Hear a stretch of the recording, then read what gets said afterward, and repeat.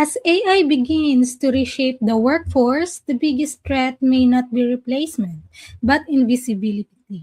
According to workforce futurist Patrice Williams-Lindo, AI isn't replacing professionals, it's repricing them. And the people winning in this new era are the ones the market can already see clearly. Welcome to the PhD with Women on IT Hack the Future. My name is Jimil Navarrosa, and today's PhD Positivity Hack Delivered will be by our guest, Patrice Lindo. Our topic for today is titled AI Isn't Replacing You, It's Repricing You. How to Win the Visibility War.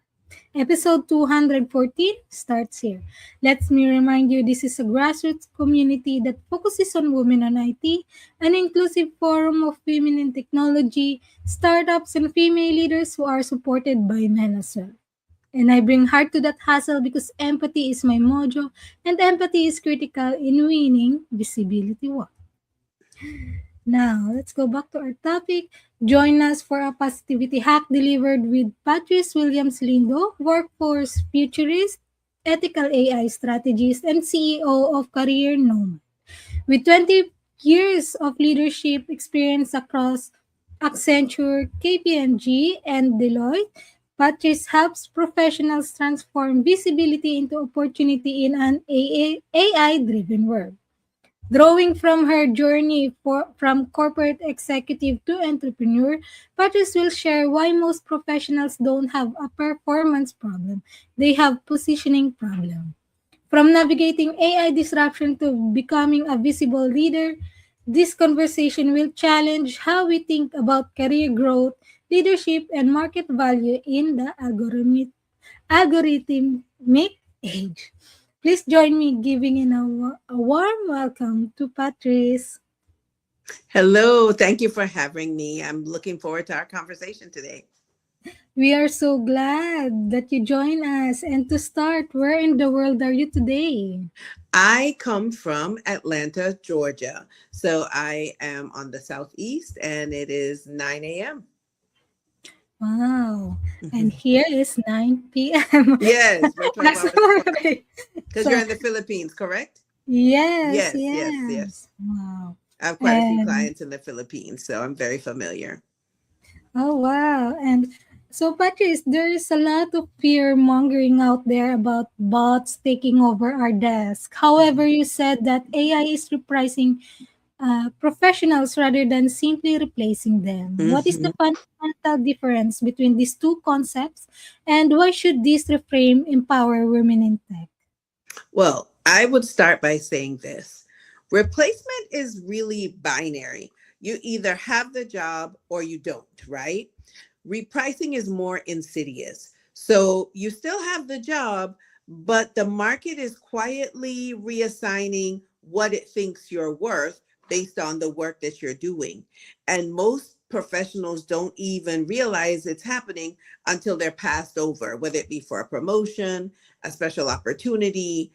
They realize they're underpaid relative to their peers, or suddenly restructured, right? Out of, I'm going to say, their roles despite excellent performance. Specifically for women in tech, right? This matters enormously because so many have spent years doing beyond, going above and beyond at their work, doing excellent work within the systems that are already undervaluing them often. AI didn't create that dynamic, but it definitely accelerates that dynamic. So as you're moving from a, let's say, a task oriented, workflow, you want to begin to think through an outcome driven workflow. So that way you're less of an executor and more of an orchestrator. That evaluation timeline is a lot more accelerated. It's much faster. And so the comparison pool gets a lot wider, a lot quicker. And then sometimes we even have bias, right, embedded in those systems. So the empowerment comes in where you, as the, I'm going to say, orchestrator, understand that this is not a performance problem. It's basically that women in tech are not losing ground because they aren't good enough. They're losing ground because the market is repricing the expertise faster than most organizations are equipped to organize it or recognize it. So the people who know how to position themselves through those outcomes, right? They can get to them quicker, sooner, more strategically, going underneath the hood, so to speak. Those are the ones that can strategically capture the upside, right, of what that looks like. So this is a skill that you not only can learn, but you can put into practice almost immediately, that you can control and you can change. That's what gives me hope. So you think about, for example, your day, right? A day in the life of the work that you're doing. If you were to say, pick the tool of your choice, Claude, Gemini, ChatGPT, whatever tool you'd like.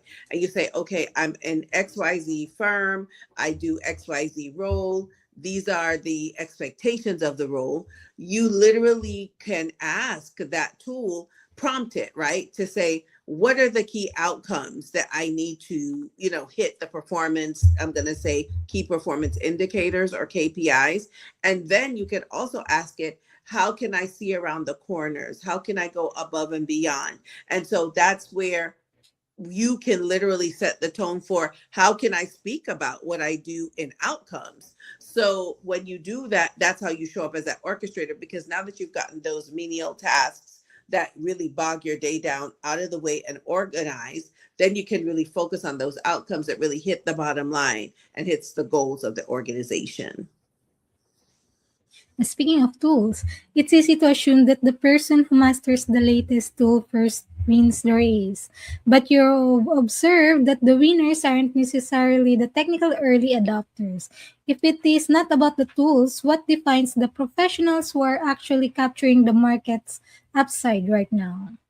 So the people that are capturing the upside are the ones who can really translate. So not just communicate, but translate. In other words, they take complex, technical, fast moving information and turn it into something that they themselves can act on, or a decision maker or leadership can act on, right? So that's not a tool skill. That's a human skill, right? That requires not only knowing, for example, your particular area of work, but knowing about the other, I'm going to say, areas that are impacted by your work, who is dependent on your work, who, makes decisions based on the outcomes that you have. That is something that is extraordinarily rare, because a lot of people are focused on just doing their piece of the puzzle. They finish it and then it's up to the next person, right? Kind of like the outcomes are not what's important to them. But what I see consistently is that the people getting the opportunities, the promotions, the visibility, they're not the ones who necessarily adopt AI first. They're the ones to figure out how to make their expertise and wisdom, right, legible in the rooms that matter to the people making those decisions. So that's learning and knowing how to leverage being visible without being necessarily loud. They know how to quantify impact in language that resonates with whoever controls the budget, whoever makes decision, so whoever holds the pen.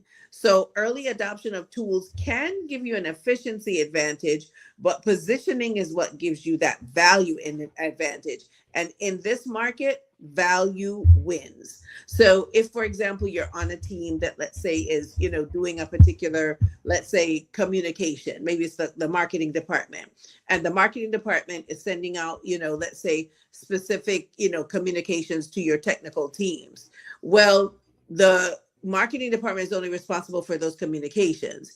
But if they were able to streamline, agnostic of tool, the communications that they sent out, and then they're able to marry the data of not only open rates, but changed behavior, then they're able to speak in terms of the outcomes that their communications actually accelerate, or, make that bridge, between correlation and causation. And so that's what I mean by, seeing around the corners and really being able to speak to the outcomes you're able to influence and drive. So that's what the women in IT, really have to begin to think of. What does their work, what work, excuse me, does their, I'm going to say, activity provide as far as outcomes go, and who does it impact, and how does it hit the bottom line?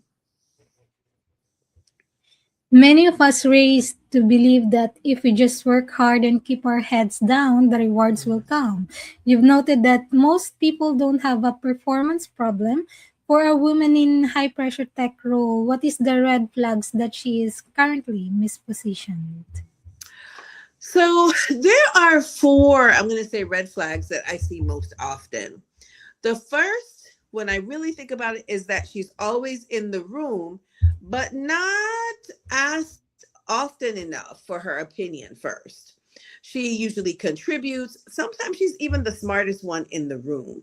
However, the default isn't to turn to her, right? That's a visibility gap, not a competence gap. So usually, the perceived power or the perceived person in charge or the person that just, excuse me, begins to kind of like take charge, so to speak, is the one that usually speaks up. So that's one thing. The second thing is that her name doesn't come up in conversations that she's not in, right? Her work, quote unquote, doesn't necessarily denote that she's the name, the go to person.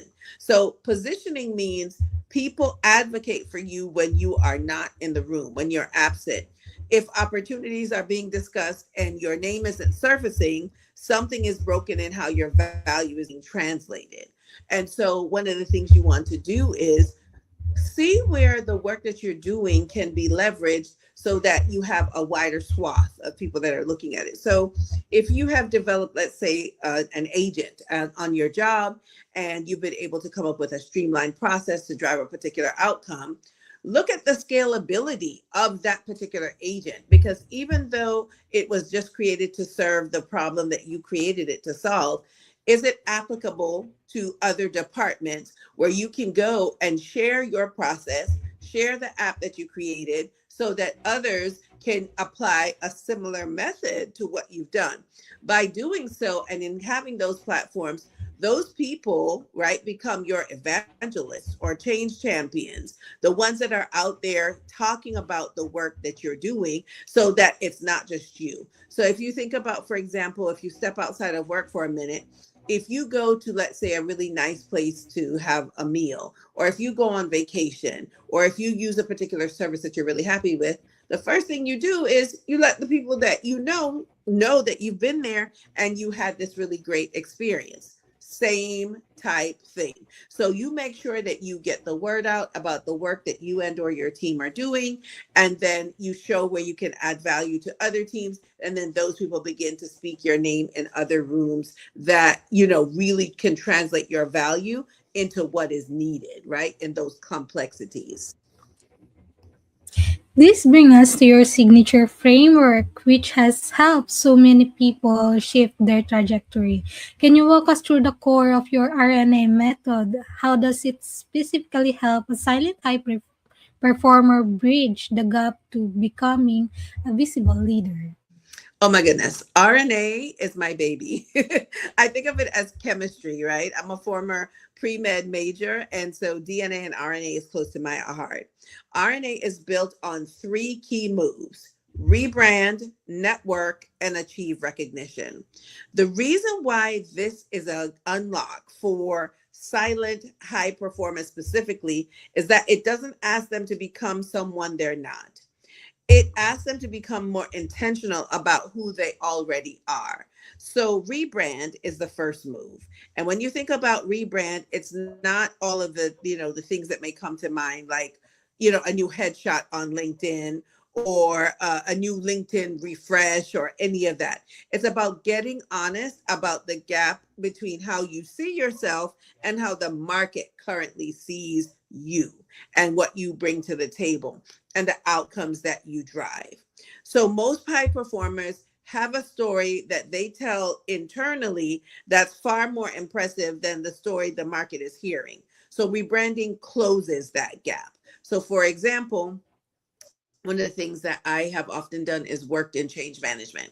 Well, one of the key unlocks with change management is that I love to teach and I love to help people take complex situations, chunk them into small pieces, and really get to understand in a piecemeal way that they can put together a particular topic. Well, for a long time, I would say, well, yes, I work in change management, blah, blah, blah, blah.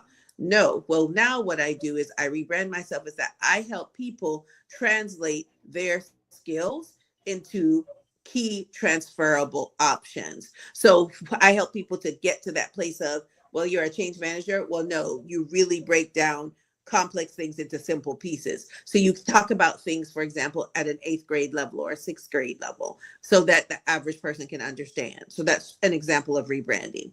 For networking, the second move, and again, it's not about collecting contacts or business cards or speed, I'm going to say speed dating for business. What it is it's about strategic visibility with the right people, the key stakeholders, the decision makers, the power brokers. So, who needs to know what you know? Who has the authority to open doors or opportunities that you are appropriate for or standing in front of? Silent high performers often have broad networks, but shallow strategic positioning within them. This move changes that. The third is achieve recognition. So, for achieve recognition, this is where you really become tangible and what you're doing becomes tangible. So you learn to quantify your impact, document your contributions, build what I call proof of value that travels way beyond without you doing that. So if you go back to the example that I gave of, when you create an agent and you go out and you tell different parts of your organization or industry about it, that's what I mean with achieve recognition. So you go out and you make what you've done visible and sticky so that other people begin to associate you with that outcome and driving those times of outcomes. So your name goes into rooms that you're not in, your work gets attributed, and your expertise becomes your currency, right? So together, those three moves don't make you louder, they make you undeniable. Wow. Don't make louder but undeniable. I like that. We have many founders and directors listening who wants to be better leaders. How can they use your insights to ensure their most talented but perhaps less loud um, team members don't get overlooked by internal company algorithms? So, the first thing that I would say to leaders is stop waiting for your quiet high performers to advocate for themselves and start building the architecture that advocates for them. Most organizations reward visibility, and visibility is often correlated with personality type, cultural background, and frankly, I'm going to say things which identities feel most comfortable taking up space in your particular culture. But if your promotion and recognition system are designed in ways that systematically surface the same kind of person, you don't have a talent pipeline problem. You have a visibility system problem. So practically, that means a few things. I would say, number one, make sure that your highest performers are in the room where their names are being discussed, not just their output. I would say create explicit sponsorship structures where senior leaders and any other key stakeholders are accountable for amplifying specific people.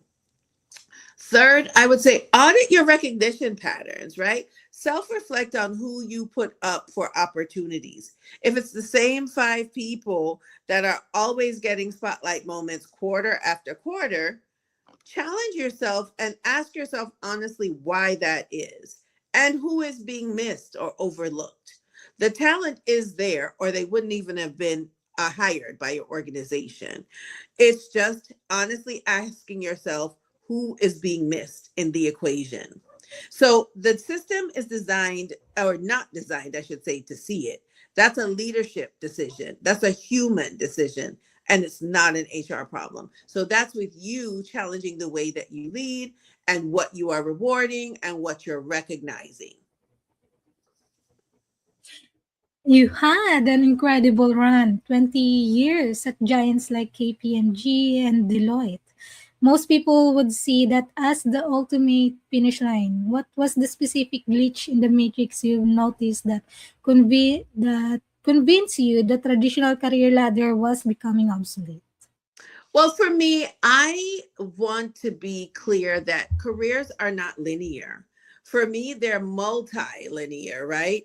It came together the moment that I was watching extraordinarily talented people, people with more credentials, more experience, more institutional knowledge than almost anyone in the room get passed over, myself included, right? They get restructured out or quietly sidelined. When I watched people with a fraction of expertise get that, I'm going to say opportunity, but a very clear, loud, very strategic sense of their own value, move up quickly, I was like, there's something that I've got to do about that. The latter assumes that if you perform, you ascend. But what I kept seeing was that the performance was necessary, but not sufficient, right? It's not the only thing.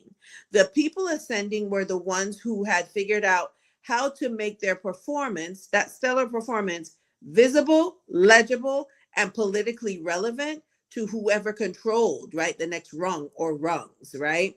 And that, and then, excuse me, AI arrived to add everything in, right? And it just accelerated everything that much faster.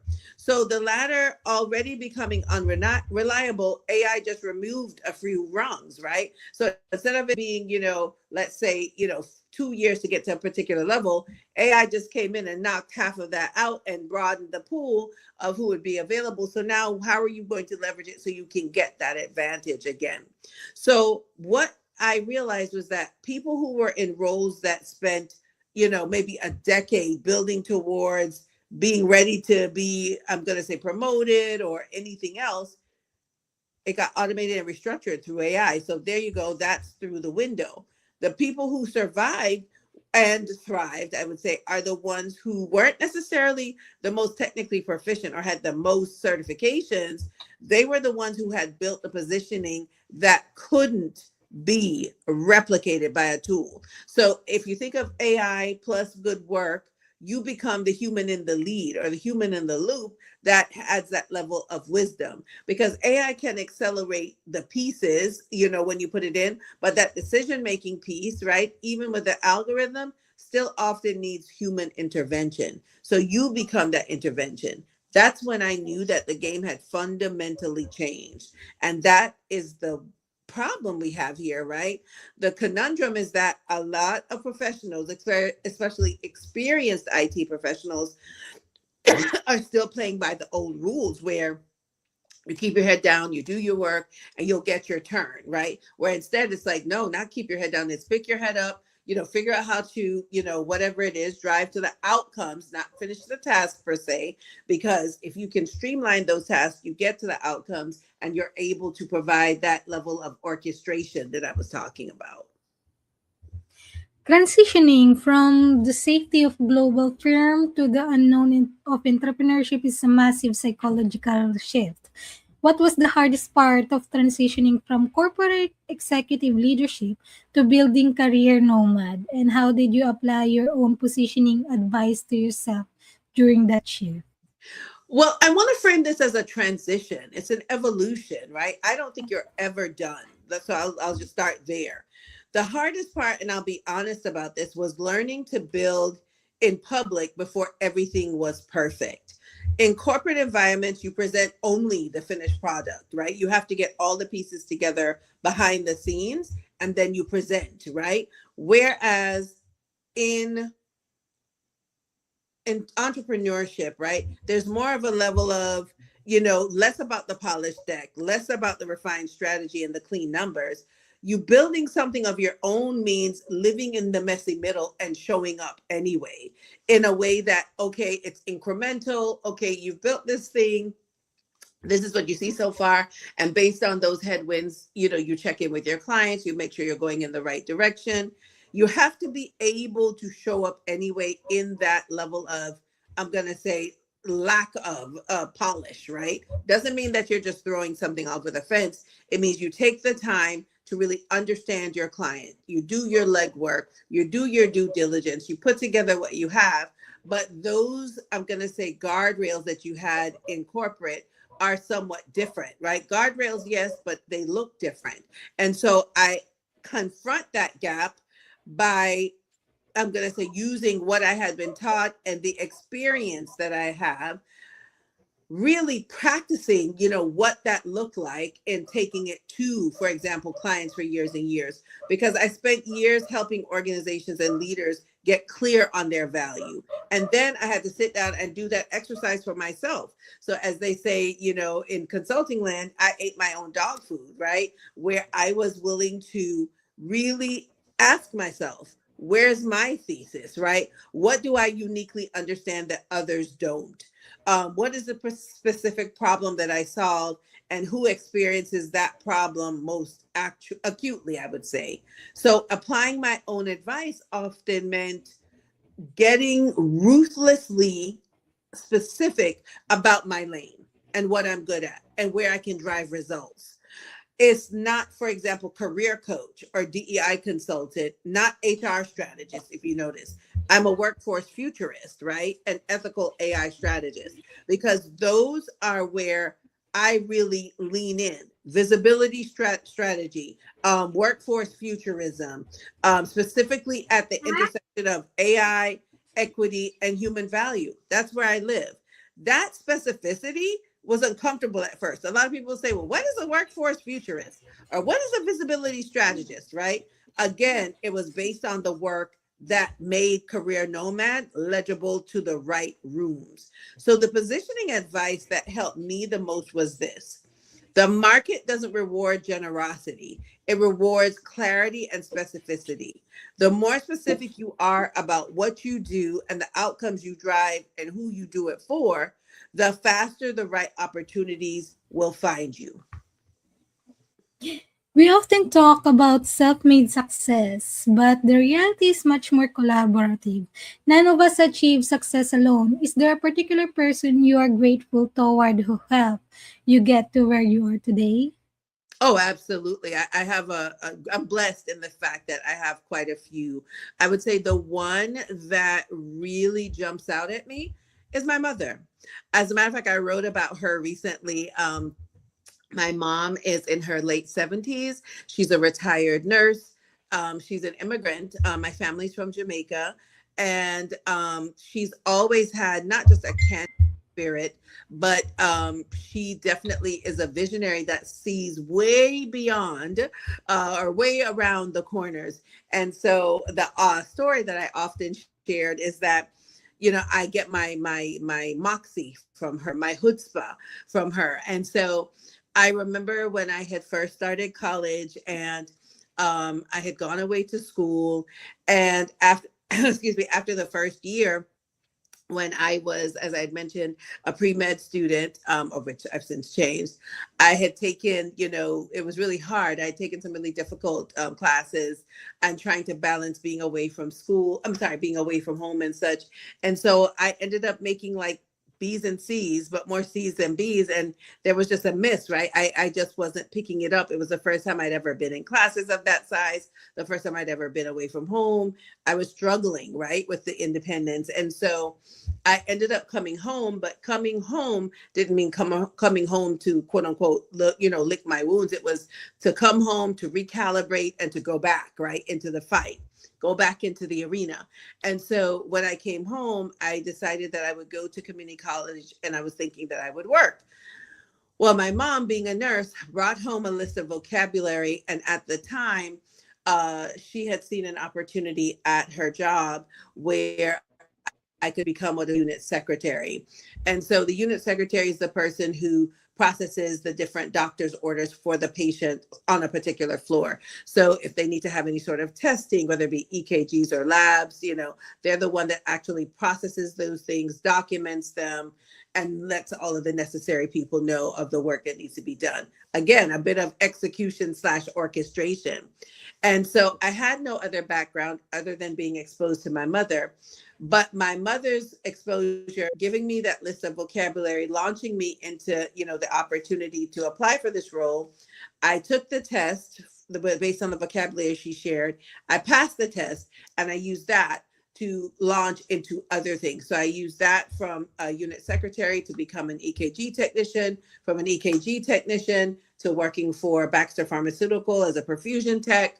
Then from there to teaching, from teaching to entrepreneurship, from entrepreneurship back to teaching, from teaching into consulting. And so, I was able to draw that red thread where I was always able to, the same framework that I'm talking about, rebrand, network, and achieve recognition to leverage, right? You can use your experience and your connections to leverage yourself into the next, I'm going to say opportunity that, enlarges what you're doing. So to someone else, it may be like, oh my goodness, how many things have you done? Whereas for me, the through line is teaching.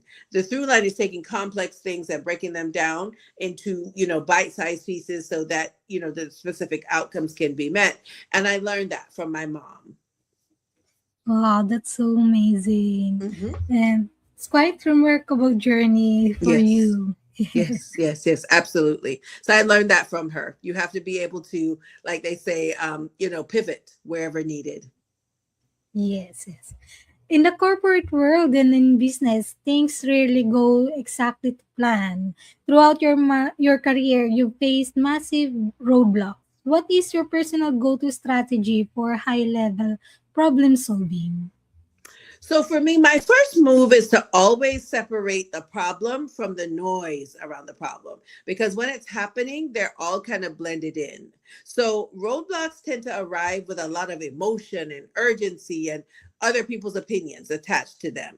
However, the first thing I do is strip all of that away and get to the actual structural question. What specifically is broken and what would need to be true for it to be fixed?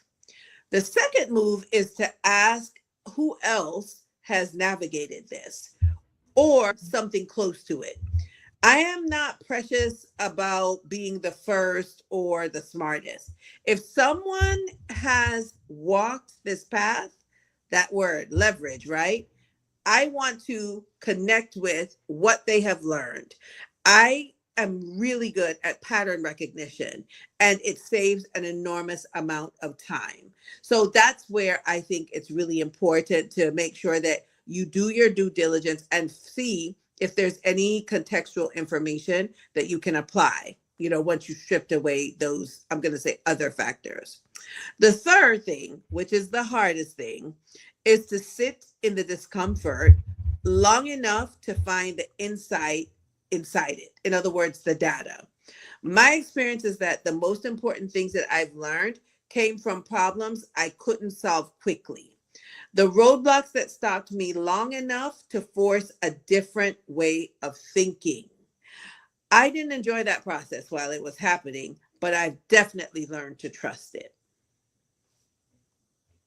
With so much focus on technical hard skills, we sometimes lose sight of the attributes that truly differentiate us. In your opinion, what are the top three soft skills all career driven women must have to thrive in an AI driven environment? Great question. I'm going to say this. The first is synthesis, the ability to take complex, fast moving, often contradictory information and make it coherent. So think about that complex and breaking it down into simple pieces, as I'd mentioned. AI can generate content. AI can even analyze data. AI cannot synthesize meaning from the ambiguity the way a human can, especially a human that has a diverse lived experience and cross disciplinary experience slash expertise. So, synthesis is your superpower in an AI world. Second, strategic communication. So, not just presenting well, understanding how to translate your value for different audiences, different decision makers, different cultural context. In other words, the ability to see around the corners depending on who you are talking to, the ability to say the right thing in the right language to the right person at the right moment. That is irreplaceable. And AI also cannot do that for you. Third is presence under pressure. So If you think about the ability to be fully in the room, not performing, not managing impressions, but genuinely present and responsive. In high stakes environments where AI is handling more of the routine, I'm going to say tasks, what organizations are paying a premium for is human judgment in moments that matter. They're unpredictable, right? That requires emotional regulation, self awareness, and the ability to stay grounded even when the pressure is highest. Those are the things that I think are really key when it comes to soft skills and AI. Many women in our community are dreaming of working for themselves but are afraid of the risk. What specific advice would you give to women who are ready to move from a stable tech career into their own entrepreneurial journey? I would say, first things first, do not wait until you're ready. You won't ever be ready. Readiness is a feeling that arrives after the move, not before it. What I'd say more specifically is start building your external positioning before you need it. The mistake most people make is waiting until they've left corporate to build or start to build their brand or their audience or their network of potential clients or collaborators. By then, you're building under pressure, financial, emotional, all of the types of, negative pressures, which compresses your thinking and your courage. So I suggest building in parallel. Test your thesis while you still have the stability of a job. Talk to the people you'd serve. Hear what they have to say. Hear where you're seeing gaps from based on what they're saying. Develop the frameworks, put something into the world, see how it lands. You don't need to announce anything, you just need to learn. So, for example, you're working on a project at work and you have maybe, a method or methodology for solving problems that you uniquely do, some specific nuance that you do.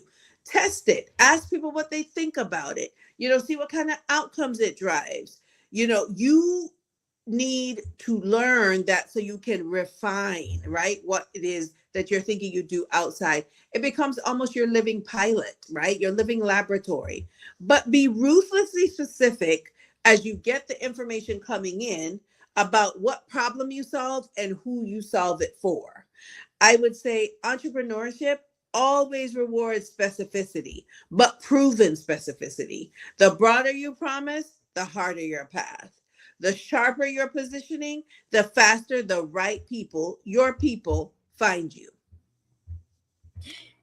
Patrice, you are always looking toward the horizon of workforce transformation. Are you working on any new exciting projects or research right now that we should keep on our radar? Oh, absolutely. There are several things that are converging now that I'm genuinely excited about. So I'll be presenting at the what is it, Case Managers Society of America in Detroit's annual conference this fall, where I'll be talking about bringing the AI repricing thesis to healthcare case management professionals, which is a community that's deeply underserved by these conversations. I'm also partnering with SHRM, the Society of Human Resource Management in Atlanta, to launch what I believe is the first ever HR Consultants Network, which will be a dedicated space for HR professionals to navigate AI, client position, and also, managing and leveraging their visibility in a rapidly shifting market. Then I'm also in the middle of a speaking circuit that's taking this message to women in tech, to project management, to STEM communities specifically, because those rooms are where the repricing, right, the AI repricing effect, excuse me, is most acute, where the positioning is just a big gap. The through line of it all is who gets to be seen as valuable when AI changes the speed, the criteria, and the way, right, we evaluate value. That question has a 10-year runway, right? We could talk about it forever. And I'm building everything I do around that. The final thing is that I will be hosting nationwide AI for, it's called Built Different AI for Economic Readiness to different communities. So I've done it last December at the Atlanta City Hall, where it was a community event. People came out and we were able to kind of take things from the AI 101, not what it is, but the AI 201. How do you apply it to the work that you're doing? And so I'll be bringing that to some of the local communities here in the Atlanta area, with the next one being on June 17th in the city of Stockbridge. And so it's Built Different AI for Economic Readiness. A very good luck to you, Miss Patrice. And as we are Thank going you. to Thank you. at the end of our show, let me ask you this. Hindsight is always 2020, especially when it comes to the books that shape our thinking. What is the number one book you can sit and think, oh, I wish I read before I started my career? Oh my goodness. So there's so many because I am an avid reader, but one of the ones that really stands out to me is The Memo by Minda Harts. Not because it teaches ambition, but because it really explains the hidden rules as it relates to visibility, sponsorship, access, and power that many high performing women in IT and beyond, especially women of color, discover far too late. Especially in my career, early in my career, I believed excellence alone would create mobility. What I eventually learned was that performance gets you evaluated, but positioning determines how you're valued, remembered, and also compensated. So the realization that I had, that became the foundation of the RNA method, like I'd mentioned before: rebrand, network, and achieve recognition. And I wish I had understood that sooner, because careers are built on effort. Yes, but that's not the only thing. They are built on transition, translation, strategic visibility, and decision presence. Those are really key. Let's imagine that you could meet anyone in the world for a private breakfast. Who would it be and where would you choose to meet? Oh my goodness. I would choose Melody Hobson. I love Melody Hobson, not just because she's married to George Lucas, Mr. Star Wars, but because of her business success, her business acumen, and the precision of her thinking. She understands capital, leadership, visibility, and influence at a level that transcends industries. She has the rare ability to really make complex systems understandable while remaining deeply grounded and strategic. I would want to meet her somewhere quiet but intellectually alive, right? Think coffee house meets WeWork or something like that. Probably in New York, overlooking the city early in the morning before everything starts accelerating, right? Somewhere where the conversation could move beyond success and into legacy, economic power, what else? Workforce transformation and what leadership requires in the next era. I think the most important conversations today are no longer about climbing ladders, right? They're about redesigning systems that people can actually survive and thrive within. We all have those short phrases or mantras that get us through the tough days. Can you please give us your favorite life lesson quote? Oh my goodness. Your experience is not random, it's data. That quote sits at the center of everything that I teach, that I live, that I eat, breathe, sleep. Most professionals underestimate the strategic value of what they've survived, solved, adapted to, and led through. That's whether they have the title or not. They think their career story is too nonlinear, nobody would care about it enough, too scattered to matter. However, in today's market, pattern recognition is power. The people who thrive are not necessarily the ones with the most credentials, as I had mentioned previously. They are the ones who can translate their lived experience into clear market value, strategic insight, and decision making credibility. That's where the shift is from proof to positioning to pay. Wow. And Patrice, you are really a great insights to us and a truly remarkable and inspiring guest. Now let's end with a look into the future. Looking 5 years out, what is the one truth about the intersection of AI and talent that we aren't talking about enough yet?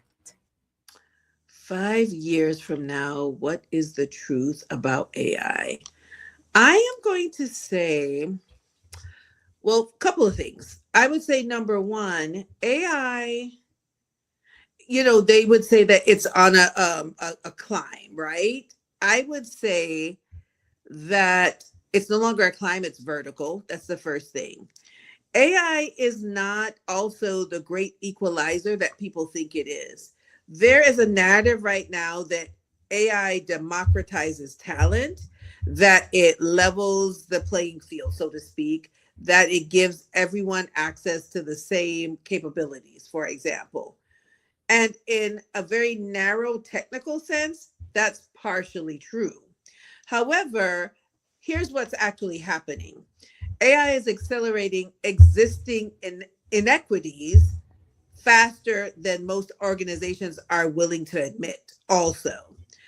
The professionals who already had access to high visibility roles, strong networks, and I'm going to say institutional sponsorship, not only cultural proximity too, those are the ones that are using AI to compound those advantages. The professionals who were already being undervalued, undersponsored, and underpositioned, they're being repriced downward even faster unless they change something radically. And there's only so much that they can change because, again, those decision makers, right? If they weren't seeing them, then it can be twice as hard or X number of times hard to see them, for example. So the truth that nobody wants to say out loud is that without intentional intervention, in how organizations evaluate talent, recognize contribution, and build visibility systems in partnership with those contributors, AI will entrench inequity more efficiently than any other previous system or technology. So the good news is that individuals can get ahead of this, like I was saying. The bad news is that organizations are moving too slowly. And the question I think we need to be asking is loudly, publicly, in every room, who is accountable for closing that gap before it becomes a crisis? And so that's what I'm doing. That's what I talk about when I talk about AI economic readiness. That's when I talk about AI for everyone. That's when I talk about rebranding, networking, and achieving recognition. Those are tools that the people that fall into those under sponsored, under leveraged, under visible, categories, they can use that and use it to accelerate slash leverage their experience to be that one that is providing the outcomes that see around the corners, that really get to those strategic, I'm going to say, opportunities and visibility that everyone wants the opportunity to have or be considered for. And that's it from 214 of the PhD live stream. A very much thank you to our guest, Patrice Lindo. And to stay updated and ensure you never miss a positivity hack delivered, follow Women on IT and turn on notifications to be alerted once the video has been released. Next week, we will talk about another incredible topic, a psycho marketing and power, the hidden science of executive trust with Catherine Adashi. And thank you so much to our fabulous team, Racy, Janella, and AJ. As always, our positivity quote comes from positive thinking only and goes look something positive in each day. Even if some days you have to look a little harder. Today is your day to hack the future, hack the positivity you want. Thank you.